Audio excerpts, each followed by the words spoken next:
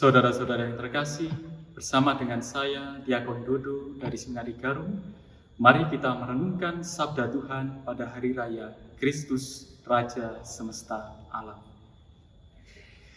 Bacaan Injil diambil dari Injil Lukas bab 23 ayat 35 sampai 43. Tuhan bersamamu dan bersama rohmu.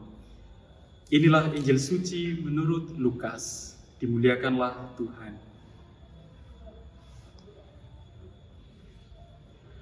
Orang banyak berdiri di situ dan melihat semuanya. Pemimpin-pemimpin yang mengejek dia katanya, "Orang lain ia selamatkan, biarlah sekarang ia menyelamatkan dirinya sendiri, jika ia adalah Mesias, orang yang dipilih Allah." Juga prajurit-prajurit mengolok-olokkan dia. Mereka menunjukkan anggur asam kepadanya dan berkata, "Jika engkau adalah raja orang Yahudi, selamatkanlah dirimu." Ada juga tulisan di atas kepalanya, "Inilah raja orang Yahudi." Seorang dari penjahat yang digantung itu menghujat dia, katanya, "Bukankah engkau adalah Kristus? Selamatkanlah dirimu dan kami." Tetapi yang seorang menegur dia, katanya, "Tidakkah engkau takut juga tidak kepada Allah, sedang engkau menerima hukuman yang sama? Kita memang selayaknya dihukum, sebab kita menerima balasan yang setimpal dengan perbuatan kita, tetapi orang ini tidak berbuat sesuatu yang salah." Lalu ia berkata, "Yesus, ingatlah akan aku apabila engkau datang sebagai Raja."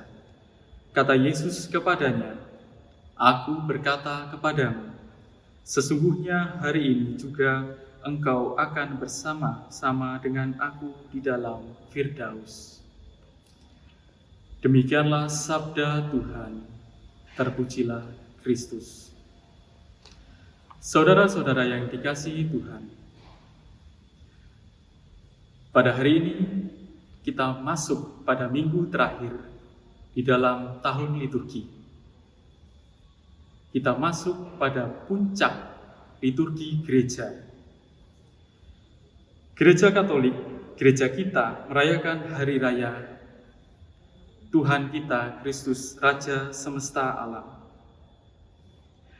Yesus diakui menjadi raja ketika ia disalibkan. Yesus diakui sebagai raja ketika ia disalibkan. Pada bacaan Injil yang kita dengarkan pada hari ini, Injil Lukas mengisahkan tentang Yesus yang tergantung di salib. Lukas menjelaskan bahwa Kristus itu menjadi raja pada saat ia tergantung di salib. Jika kita perhatikan bersama, ada beberapa pihak yang mengejek, menertawakan, mengolok-olok Yesus. Mulai dari pemimpin-pemimpin bangsa, prajurit-prajurit, bahkan sampai penjahat yang berada di samping Tuhan Yesus. Mereka mengejek, mengolok-olok, dan menertawakan dia sampai menghujatnya. Namun demikian, seorang di sebelah Yesus yang juga penjahat, yang disalibkan bersama-sama dengan Yesus, mengakui bahwa Yesus akan datang sebagai Raja. Penjahat ini, penjahat yang beriman, dengan rendah hati, ia mengakui bahwa Tuhan Yesus adalah Raja, Kristus adalah Raja. Ia dengan kerendahan hatinya mengakui Kristus sebagai Raja. Dan memang benar, Yesus adalah Raja, akan tetapi kerajaannya tidak sama seperti kerajaan-kerajaan dunia. Ada saatnya kerajaan-kerajaan yang di dunia ini akan mengalami keterpurukan, mengalami kehancuran. Bahkan sampai kehancuran itu dikarenakan oleh berbagai macam hal. Artinya kerajaan dunia itu akan binasa. Kerajaan dunia akan binasa. tetapi kerajaannya tak akan berkesudahan. Saudara-saudara yang terkasih, saya ingin mengajak Anda sekalian untuk kembali meneguhkan iman kepercayaan kita. Kita mengakui bahwa Kristus adalah Raja. Dan sebagai orang Kristiani, marilah kita juga dengan rendah hati mengakui bahwa Kristus sebagai Raja semesta alam. Kristus sebagai Raja yang menyelenggarakan kehidupan. Kristus yang memberikan kehidupan kepada kita. Pada saat tergantung di kayu salib, Yesus Kristus sama sekali tidak ada kehendak untuk menyelamatkan dirinya sendiri.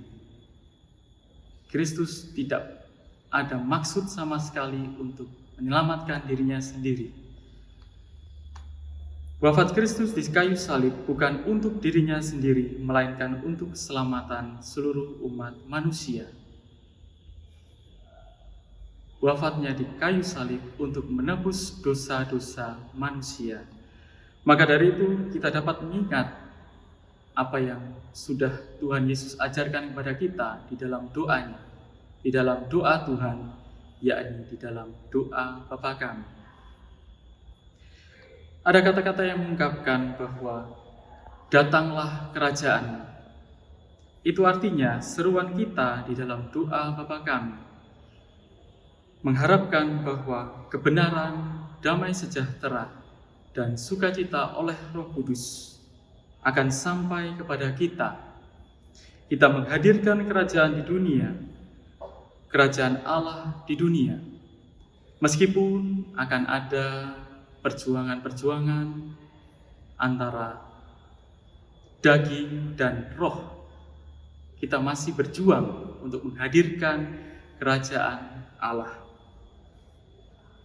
Kita semua terus berjuang agar Tuhan Yesus Kristus sungguh-sungguh meraja, terutama di dalam hati kita, meraja di dalam hati kita, sehingga kita dituntun dan dibimbing dalam setiap langkah laku hidup kita, karena kita mau dan bersungguh-sungguh untuk menghadirkan kerajaan Allah di dalam hati kita, yang artinya ada damai sejahtera, kebenaran, dan sukacita oleh Roh Kudus itu kita hadirkan di dunia. Dan semoga melalui perwartaan Injil ini dan melalui bimbingan Roh Kudus kita dimampukan untuk menghadirkan kerajaan Allah, dan kita mengakui bahwa Kristus adalah Raja semesta alam.